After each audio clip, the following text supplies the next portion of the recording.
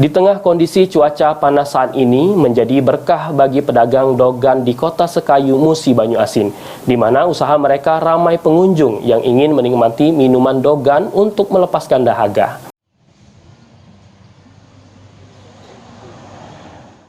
Perubahan suhu ekstrim terjadi di Kabupaten Muba sejak 1 bulan terakhir. Suhu di Kota Sekayu, Kabupaten Musi Banyu Asin pada siang hari bisa mencapai 37 hingga 40 derajat Celcius dan membuat masyarakat terasa kelelahan dan kehausan saat melaksanakan aktivitas di luar ruangan.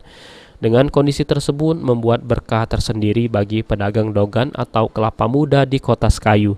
Bagaimana tidak saat cuaca panas seperti saat ini, pedagang dogan kebanjiran pengunjung untuk meminum dogan agar bisa melepaskan dahaga. Salah satu pedagang dogan di lapangan Setier, Kota Sekayu mengatakan jika di hari biasa dirinya hanya mampu menjual 29 hingga 30 buah butir saja. Namun di kondisi saat ini pembeli meningkat drastis, bahkan dalam perharinya mampu menjual dogan hingga 80 sampai dengan 100 buah kelapa muda, terutama saat weekend. Ini jual dogan sendiri naik banyak yang apanya yang beli? Yang beli dogan. Lumayan. Ya. Ramai. Kalau cuaca mendung biasanya berapa sih? Biasanya 20-30 biji. Kalau cuaca panas segini? Hampir sekitar 80-100. Oh. Biasanya Sabtu Minggu tuh biasanya hampir 100 lebih. 100 biji ya per hari. Itu berapa sih kita jual satu?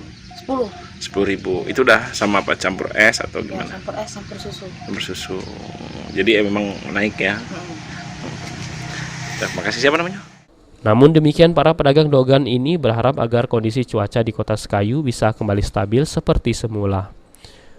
Ruzi Iskandar, PAL TV.